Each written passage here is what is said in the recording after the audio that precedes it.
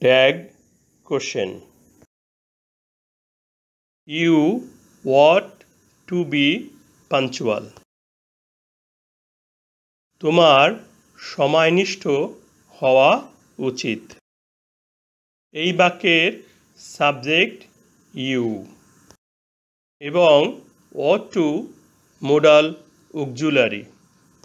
ought to present tense অর্থ উচিত। এই মোডাল অক্সিলারি ought কে ব্যবহার করে ট্যাগ কোশ্চেন করতে হবে। ট্যাগ কোশ্চেন করতে সম্পূর্ণ সেন্টেন্সটি পুনরায় বসাই। তারপর বাক্যের শেষে একটি কমা বসাই। এই বাক্যে কোনো নেগেটিভ শব্দ নট বা নো নেই, তাহলে এটি অ্যাফার্মেটিভ সেন্টেন্স।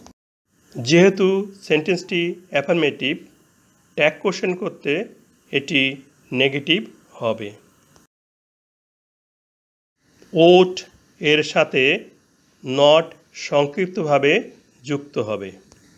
oughtn't oughtn't কথাটি কমার পরে বসবে। তারপর বাক্যের সাবজেক্ট আছে ইউ প্রোনাউন, ওই প্রোনাউনই বসবে। সবশেষে প্রশ্নবোধক চিহ্ন বা নোট অফ ইন্টারোগেশন চিহ্ন বসাতে হবে।